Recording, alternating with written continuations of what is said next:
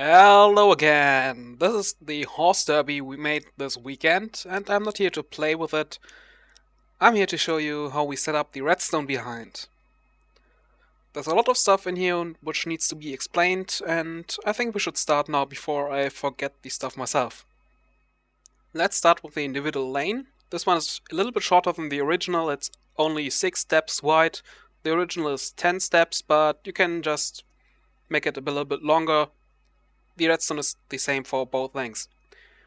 So the idea is that we have a minecart with a horse in it, and whenever we give a signal to the lane, the minecart travels one power rail further.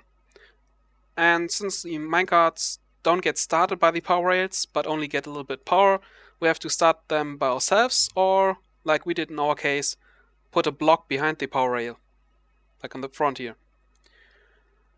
That means we have to have a piston below, or on the sides, or on top, to push a block in there. We have a piston below to push it up the block.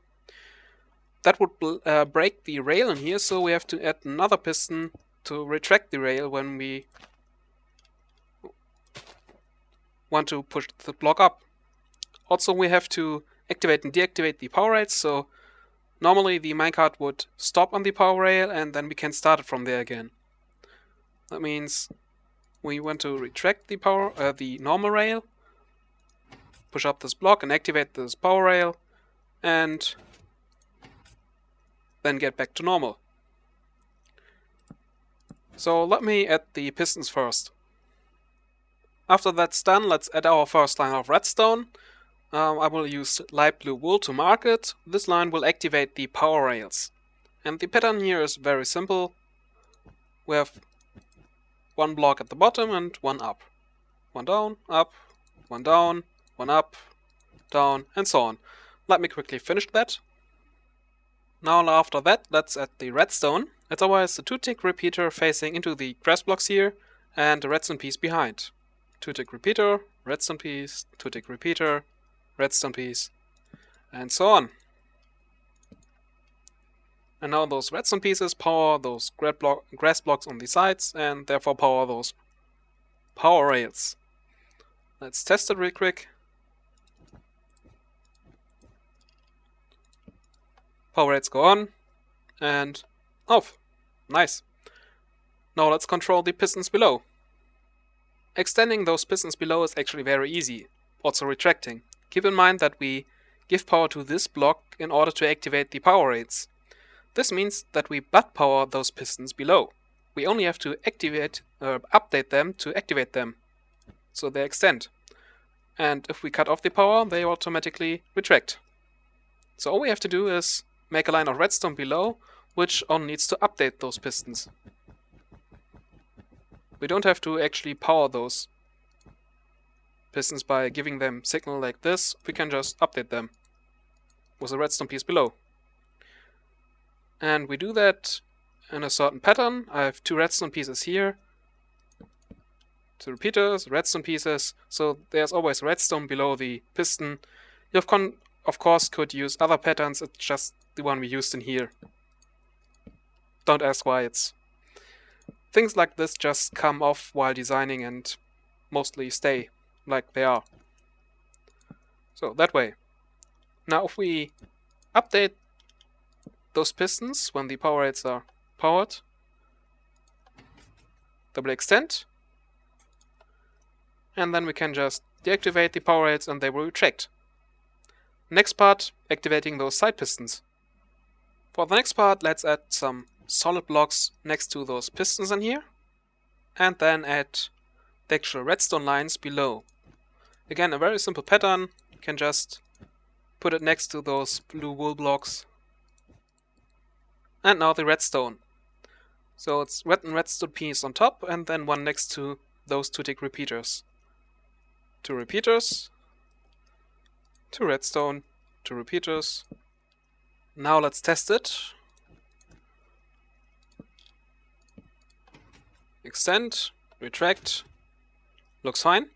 And altogether we retract those normal rails, activate the power rails, update the pistons below to extend, retract and deactivate the power rails, push those rails back. Looks fine to me. So for the next part I removed the output here so we don't accidentally activate anything and break the stuff we just built.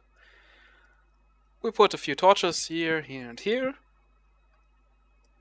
Then add this one there. This one here.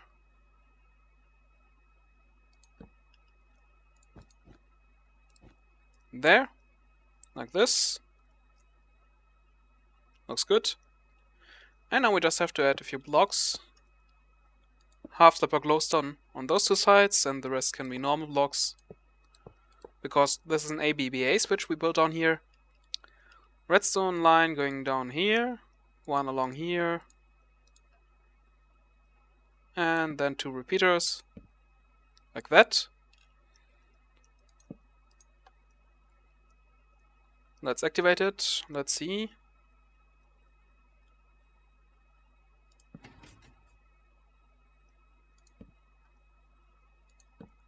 Nothing broke. Okay. Yeah, you have to be careful while building it, and you're filling around with the inputs, you might break this stuff. So, turn this off. Looks good. Yep, that's it for the input here. We can switch the state of the ray now. Now to get an actual wave going through to transport the host one step further every time we get a signal, we need a pulse shortener in here. A torch there, and then 3 blocks there. Piston here. Then a 4-tick repeater directly be after the piston. 3-tick repeater here. Like that. Let's see. Nothing broke, the timing seems to work. Now let's test it. If we made everything correct in here, this might... Oh yeah, nearly forgot about that. To start this first power rail, we add a torch on top here, and a 4-tick repeater there. But now, if we didn't forget anything else and made anything wrong, it should now transport the minecart one step further. Looks good. Next try. Yep. Works like a charm. That's it for this part. Now, this system is pretty fragile, so we added a few safety measurements to make sure it doesn't break so soon. One of them is the span protection. We have 2 droppers, and then add a few blocks down here. Like this. And we have a comparator facing out here from this dropper. And then a repeater behind. I personally use 3 ticks in here, but it can be 1 tick or 4 tick, whatever you want. Then redstone pieces here, redstone torch there, and then another comparator in here on subtraction mode. This one doesn't matter, but this one has to be on subtraction mode. And another repeater. And then we add a redstone line directly going into this pulse shortener. And let's add an item. Use a saddle because it fits the theme, but it can be any item you want. So now what you see now, it's we have one wave coming after another. That's because we have a clock down here. When the item is in this dropper here, we will get a signal from the comparator. The signal will go around and activate the dropper, so the signal vanishes and goes into this dropper there. That means when the signal vanishes, we get this torch to activate, and this will activate the whole wave, like a button press. And when the wave is in the end here, when the yellow line activates, this dropper filled with the item will put it back into this dropper, reset it. And then the whole system starts again. It's a clock. To stop it, we have to put in a signal from the side here, which is at least as strong as this signal. And this one is a strength of 15. We also have to add 15 in there. Just use a lever for this. that way, and we stop the system. This, but by the way, just stops the clock. We can still use this thing like normal, but just giving a signal to this dropper. It will activate the wave, but no matter how much we spam, it also only can activate the wave once it has the item in there. That's all spam protection. Can use whatever I want here. It can't go faster than this clock, and therefore it can't go breaking the system by being too fast. Okay, that's the basic setup for the lane. That's it for this video. In the next one I'll show you the other stuff of the horse race derby thingy.